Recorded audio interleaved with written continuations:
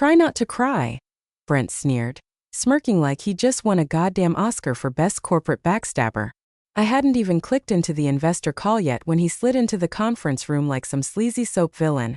Buttoned blazer, overpriced cologne, that same smug half-smile he wore every time he stole one of my decks and passed it off as his own. "We're letting you go," he said like he was doing me a favor. "You're too emotional. You get worked up in meetings. It's just not a good fit." I didn't move, didn't breathe. Not because I was stunned, though I was, but because I knew if I opened my mouth something nuclear might come out. 3 years of cleaning up his messes. 3 years of translating his idiocy into investor gold. Of watching him take every ounce of credit while I did the heavy lifting. Of playing the game, smiling through the disrespect because I thought naively maybe that results would matter. That someone somewhere would see what I built. Instead, I got fired 5 minutes before a $2 billion investor update. He dropped the line like a mic, then strutted out, already tapping something into his phone. Probably his next LinkedIn humblebrag about tough leadership calls. I stared at the blank conference room wall, the taste of copper in my mouth, heart thudding like it knew something I didn't. Then I saw it. That little blinking red dot on my laptop. The light I always check twice before every call. Except this time I hadn't. I walked over, slow, trying to make sense of it. The screen still showed the pre-call interface. Names were in. Audio was live. Which meant they heard him. Every word. Every venom-laced syllable. The board. The investors. Our largest institutional partners. My mic? Hot. And Brent, in all his puffed-up, self-congratulatory glory, had just committed career Sudoku in Dolby Stereo. If you're still listening, pause for a second. Only 3% of you are actually subscribed. If this story hits close to home, if you've ever been thrown under the bus by someone who couldn't read a spreadsheet without moving their lips, click that button. Like the video. It's free and it keeps us going. Now, back to the red dot blinking like it knew something wicked had been unleashed. I reached forward and muted the mic, slowly, deliberately, like defusing a bomb after the explosion. Then I did what any sane person would do after being blindsided by a man whose greatest accomplishment was not choking on his own tongue during earnings calls. I sat down. I opened a folder I hadn't touched in months. One labeled Brent. For emergency use only. Inside. Everything. The altered slides. The retention data he padded last quarter to cover his screw-up with Midway Partners.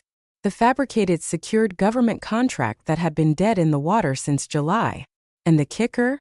A voice memo from his one-on-one with me 2 months ago, where he said verbatim, "We'll massage the numbers for now. Once the funding clears, no one'll care." I didn't plan revenge. But Brent just gave me the audience. And he was about to learn that calling someone too emotional is a hell of a risk when that person holds your entire house of cards in their hands. I left the mic hot for exactly 42 seconds, just long enough to let the air sour with Brent's arrogance. Then I killed the feed, shut the lid and started unplugging my laptop like it was a corpse I didn't want to look at anymore. The office felt hollow, too quiet, like even the walls knew something had cracked. I could feel it under my skin, that slow-building vibration of humiliation turning into something harder. Not rage. Not yet. Just a simmer. The kind of stillness that comes before a glass shatters. 3 minutes after the call ended, I felt the first ripple. Ping. One email. No subject. Just 6 words from one of the senior board members, a man who usually spoke in polished paragraphs and safe riddles. What the hell was that? No emojis. No signature. Just raw confusion. I didn't answer. Didn't even open it beyond the preview. What was there to say? Sorry you had to hear your golden boy firing the only person keeping your quarterly fairy tale from becoming a fraud indictment? Yeah. No. Instead, I started copying everything. My folders. My backups. Decks Brent had taken, reordered, slapped his logo on and claimed as his own. Notes from meetings he never attended. Client feedback he ignored. Warning flags I sent to compliance that mysteriously vanished. Every discrepancy I'd flagged. Every little Brentesque adjustment. To our numbers that I'd quietly documented and buried in draft folders named things like internal and I wasn't trying to burn the place down. Not yet. But if the building caught fire on its own, well, I wasn't going to be the one holding the hose. Brent, meanwhile, was probably still high on his own supply. He'd always treated tech like witchcraft, barely understood how Zoom worked without someone walking him through it. To him, the hot mic was just a glitch, a hiccup. He'd probably call it a malfunction and move on. Pitch it like he had to make a hard leadership decision under pressure. That's the thing about guys like Brent. They never think they're being watched until the spotlights come on. And I knew somewhere in New York, Chicago, hell, maybe even Zurich, someone on that call had recorded it. They always do. For quality assurance, of course. Or maybe for lawsuits. Either way, Brent's little stunt wasn't buried. It was archived, backed up, saved. There were probably transcripts already being circulated with time-stamped receipts. I tossed my office keycard on the desk. No dramatic flair, just quiet finality. On the way out, I passed Carly, the only assistant in the entire C-suite who actually knew how to fix a printer. Her eyes went wide when she saw me with my box. I gave her the faintest nod. She didn't ask questions. The elevator ride down felt like surfacing from a long, slow drowning. I checked my phone once. 15 unread messages. 6 from internal. 2 from Brent. Subject line urgent. 1 from legal. And 5 from unknown contacts. All time-stamped within 5 minutes of the call. I didn't open a single one. I had what I needed now. The storm was coming. But this time I wasn't in the path. I was the one holding the forecast. I was halfway through scrubbing an old Google Drive folder when Carly texted me. One line. Check your email. Forwarded you something. From Q2. It came from her personal Gmail. No subject, no explanation.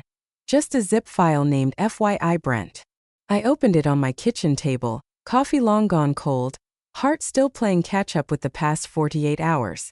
Inside were PDFs, screenshots, and one slide deck I hadn't seen in months. But I recognized it. Oh, I knew that deck. Brent had waved it around like a trophy during our Q2 investor call, slid it into the presentation like it was a cherry on top. The Midway federal contract. Confirmed, signed, onboarding Q3. I remember sitting beside him, watching his lips move, hearing my own words come out in a butchered parody. At the time I'd said nothing. Why? Because I thought maybe he'd closed it without looping me in. Turns out he hadn't. Because buried in Carly's forward was the actual email from Midway's procurement team, dated 6 weeks before that call. Thank you for your submission. After review, we've selected another vendor. We encourage you to apply again next fiscal year. That son of a bitch had lied. Bold-faced, clean-cut, on record lied. And not just to us. Not to the team. To investors. To the goddamn board. He dropped that deal in the deck as a win knowing it was already dead. Inflated the pipeline. Altered our quarterly projections. Also, his quarterly bonus stayed intact and his name kept trending in those LinkedIn thought leader circles he loved so much. I leaned back, stared at the ceiling, and let the reality sink in. I wasn't bitter. I wasn't emotional. I was right. And now I had proof. I opened a new email, blank, sterile like a surgical table. Attached 2 files. The Q2 investor deck with Brent's secured slide. And the Midway rejection letter. No subject. No message body. Just one silent BCC. To Patricia Holmes, chair of the audit committee. She'd always been the quiet one on those calls. Asked questions in fragments. Listened more than she spoke. But she didn't miss much. And if there was anyone in that vulture's nest who could read between the numbers, it was Patricia. I hovered over the send button for maybe 5 seconds. Then I clicked. No fireworks. No dramatic music. Just a soft whoosh as the truth left my laptop and slipped into her inbox like a ghost with a knife. There's something eerie about knowing your next move might set off a bomb you'll never see explode. But I didn't need to watch the fallout. I just needed to make sure it started. The SEC doesn't care about office drama. But they do care about falsified financial representations tied to public investor relations. Especially when you're cooking federal deals into forward-looking statements. That's how CEOs end up testifying with sweat rolling down their temple, while a junior attorney reads their own deck back to them like scripture. I stood up, stretched. The air in my apartment felt different. Lighter. Not because I'd won anything yet, but because, for the first time since Brent fired me, I realized I wasn't chasing justice. I was holding it. Saturday morning. I woke to a notification storm like someone had kicked a hornet's nest into my inbox. Slack threads leaked. Group chats buzzed. My phone lit up with a screenshot of the investor Q&A cancellation, time-stamped and vague. Due to unforeseen scheduling conflicts, Monday's Q&A has been postponed. We'll update with a new date soon. Translation: the board was scrambling. No one reschedules a Q&A 48 hours before it happens unless something radioactive is leaking behind closed doors. I could already picture the internal spin. Holiday conflicts, bandwidth issues, maybe even a fake COVID outbreak for flavor.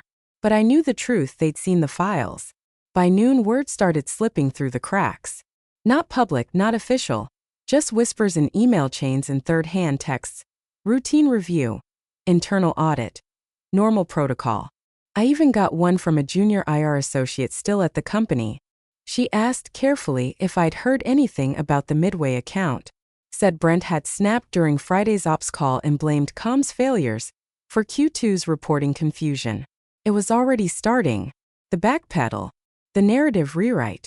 Brent, the master of rerouting blame, probably pacing his glass office like a hyena in a Hugo Boss suit, trying to find the weakest link to throw under the bus before the tires got too close to him. And just when I thought it couldn't get any more on brand, he delivered. Midday Saturday. LinkedIn. Brent's profile. A new post, complete with soft focus headshot. Him grinning at an investor brunch in Malibu like he wasn't standing knee-deep in quicksand. Captioned with some tired quote from Ray Dalio in the line, "Leadership means making tough calls, especially when emotions run high. Proud of our team's Q3 momentum. More soon." I stared at it for a good minute, not because I was shocked, but because I knew he still had no idea. He thought this was about a disgruntled exit, a single hot mic, a blip.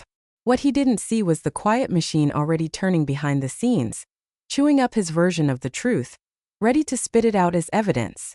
So I made a call. Jen Ortega, former compliance counsel from my last firm. Sharp as hell, hated corporate fluff, drank black coffee and scared VPs without raising her voice. We hadn't spoken in 2 years, not since she relocated to DC, but she picked up on the second ring. "Thought you forgot me," she said.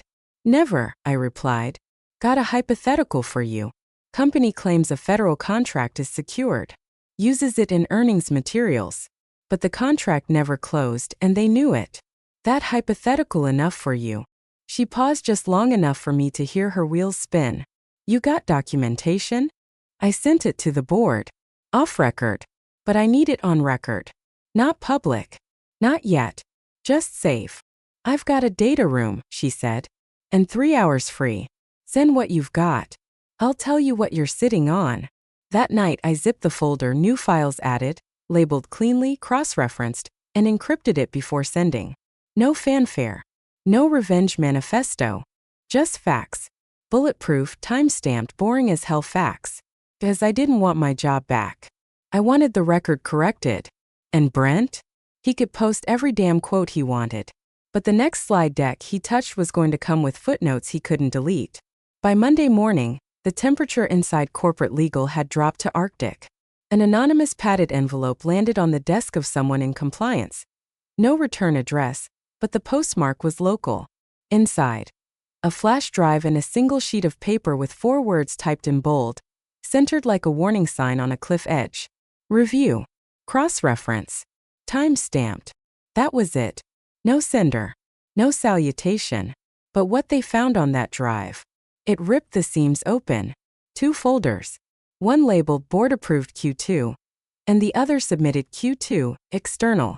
Each one full of slide decks, same formatting, same presentation titles, but side by side, the lies unfolded like rot under paint. In the internal version, Brent had marked a 94% retention rate with a neat little up arrow and green bar. In the external copy sent to investors, 98%, with a note about ongoing contract stability. Except 3 of those clients had walked out by the end of May, and one of them had a particularly ugly exit, complete with cease and desist threats over misrepresented service terms. Then came the cherry on top. A voice recording. Nothing flashy. Just Brent in one of those half-empty war room meetings, trying to coach an executive on how to phrase client churn without using the word churn. Just talk around it, he says. Focus on the quarterly outlook. If they ask about Miller Tech, pivot to the new leads in pipeline. No one wants to hear about drop-offs, they want momentum. Sell the story, not the stitches. That clip alone didn't scream fraud. But paired with the falsified decks, it was a Molotov in a manila envelope. By noon, the whispers had spread. Legal pinged internal IT for access logs. Compliance started digging up Brent's calendar history. Someone from HR asked, offhandedly, if there were any recordings kept from quarterly prep meetings. Which was cute, considering half of Brent's brilliance was built on me whispering numbers into his ear while he nodded like a bobblehead. And then the weird things started. Slack logs gone. One by one, message histories in key project channels started evaporating. Not wiped entirely, just trimmed. Sanitized. Especially anything involving deal timelines, churn flags, or Brent's direct edits on investor decks. Someone was scrubbing. Hard. But not fast enough. Because one VP, Kendra, finance side, razor sharp with a memory like a steel trap, started backing up her entire drive to an external. Not to protect the company. To protect herself. And Brent? He felt it. You could see it in his gait, still strutting but just a touch too rehearsed. Still posting cryptic no bad teams, only bad leaders quotes on LinkedIn like he was prepping for a TED Talk. But behind closed doors, his voice had gotten shorter. Tighter. Paranoid. He called a meeting with legal Tuesday morning. Tried to frame the anonymous packet as miscommunication and unauthorized duplication of internal materials. But he was sweating. He still thought he could spin it. Massage the facts, bury the discrepancies under enough jargon to choke a paralegal. He believed, like he always had, that the real threat wasn't what he did. It was who was watching when he did it. The irony? He still had no idea the person watching was the one he'd labeled too emotional to be trusted. The call came in just after 6 p.m., right as I was halfway through ignoring a microwave dinner and debating whether I had the emotional bandwidth to open another bottle of wine. Unknown number. New York area code. For a second, I almost let it ring out. But something in my gut said don't. So I picked up. Is this Eliza? The voice asked. Clipped, precise, upper crust and over-caffeinated. Yes. Long pause. Then, this is Daniel Lorne. Crestfall Equity. Ah, one of the golden boys. Crestfall had dropped nearly $80 million into our last two funding rounds and been singing Brent's praises since the first Q1 boom. Daniel was the guy who once called Brent a visionary in the making on a CNBC segment, all toothy grin and expensive hair gel. He was also the guy who grilled me for 17 straight minutes on a retention slide Brent hadn't even read before the last earnings call. I want to be very clear, Daniel said. This is off the record. I didn't answer. Just waited. He sighed like someone preparing to touch something toxic. We're being told this is noise. Disgruntled ex-employee. Miscommunications. Deck confusion. But I've seen your decks. I've used your decks. So I'm going to ask once. Another pause. What's real? I didn't need to think. My voice didn't shake. Clause 14F, I said. Dead silence. He didn't respond, but I heard his breath catch. That was the thing about big money investors, they always knew their clauses. 14F was buried in the governance section, mostly ignored until someone really screwed up.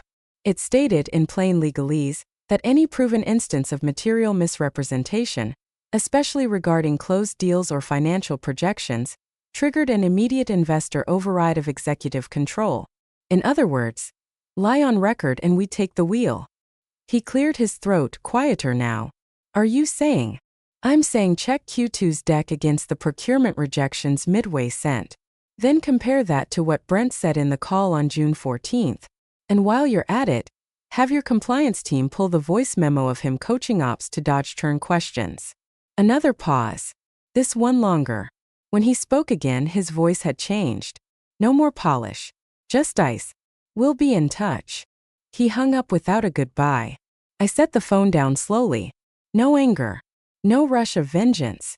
Just a kind of focused gravity settling around me. I hadn't burned anything. I hadn't gone public. I hadn't leaked a thing to the press. All I'd done was tell the truth.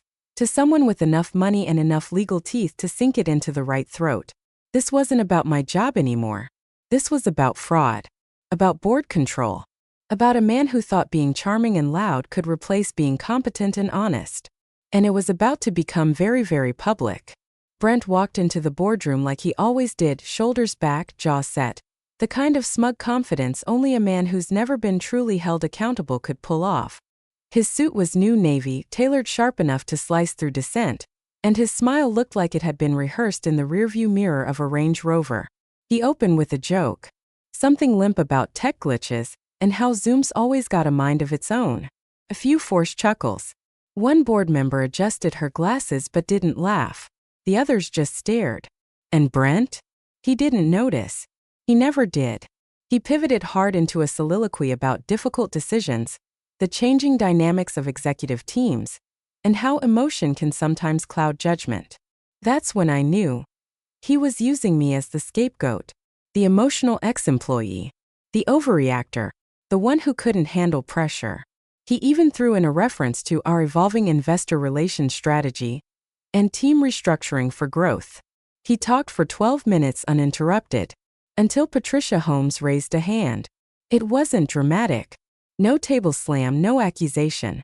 Just a slow, deliberate interruption that cut cleaner than any outburst. "Brent," she said, voice calm but cold, "we've reviewed your Q2 decks."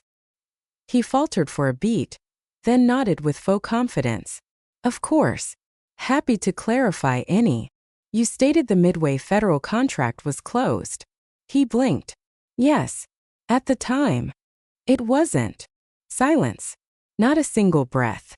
Just the dull hum of the AC in Brent's throat working overtime to form a response. "Well, there was verbal confirmation. We have the rejection email," she interrupted. "Dated June 3rd. He shifted in his seat. Someone cleared their throat at the far end of the table.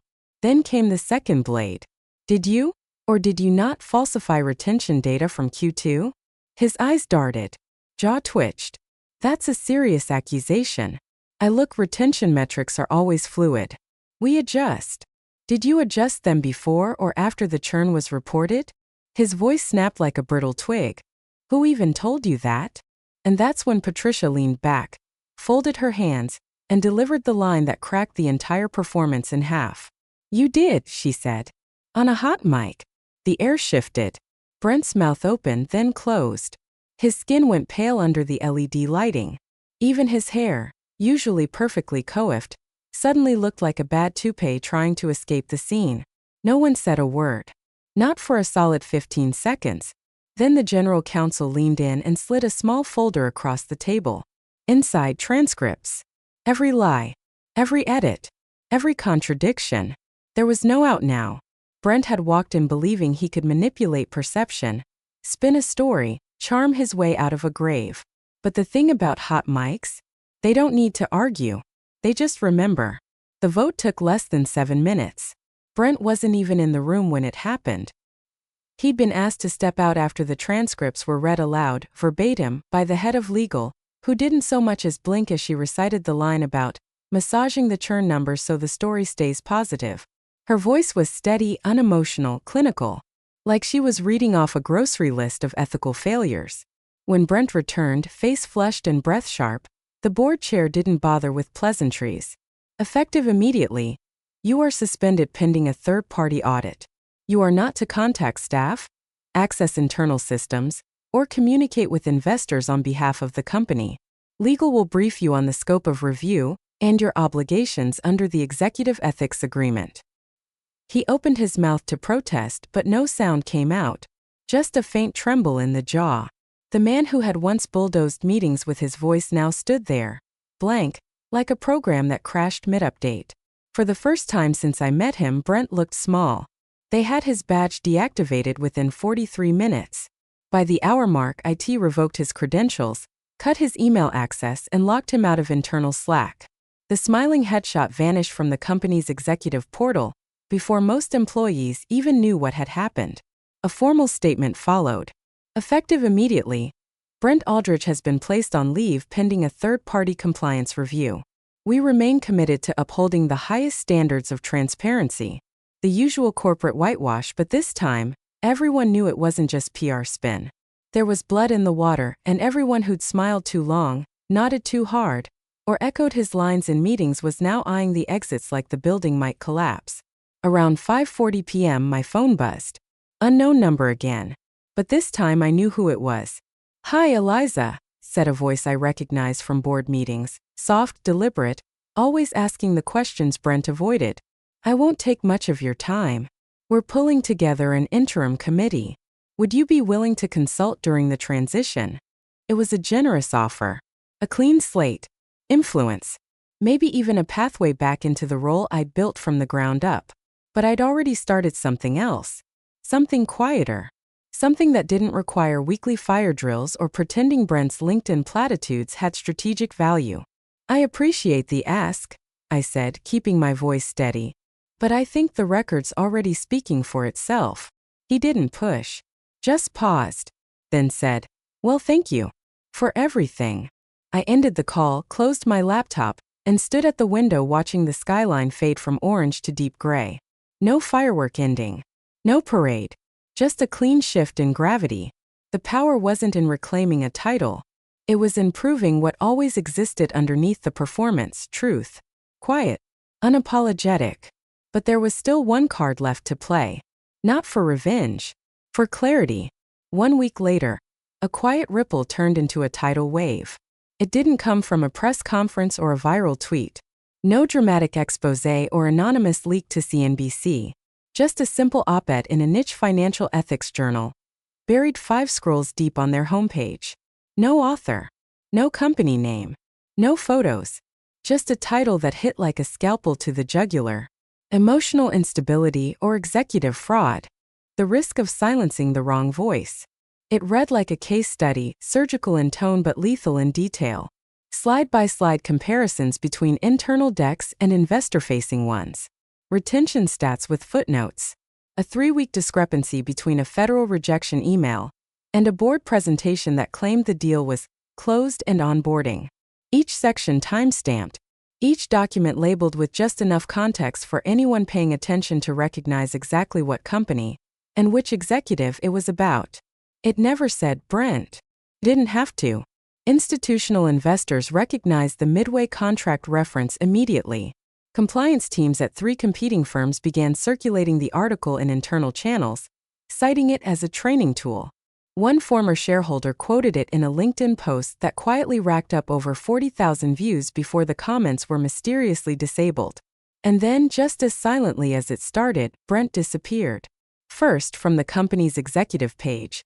His glossy headshot replaced with a blank silhouette, and the words "position under review." Then from his own LinkedIn, where his daily leadership quotes and photos from rooftop investor brunches vanished overnight. 2 days after the op-ed dropped, a company-wide email went out. A new COO was announced, someone with a background in compliance and a reputation for data integrity. There was no mention of Brent. Not a thank you. Not a farewell. Just silence. The kind reserved for people whose names are better forgotten than defended. I read the article once, then again. Each time slower. Letting the words settle like dust on a clean table. I didn't write it for revenge. I didn't even write it for the board. I wrote it for every person who's ever been told they were too emotional, while someone else lied their way to the top. And I ended it with a single line. "You called me emotional. I called you out. One of us still has a job." I didn't sign it. But he knew.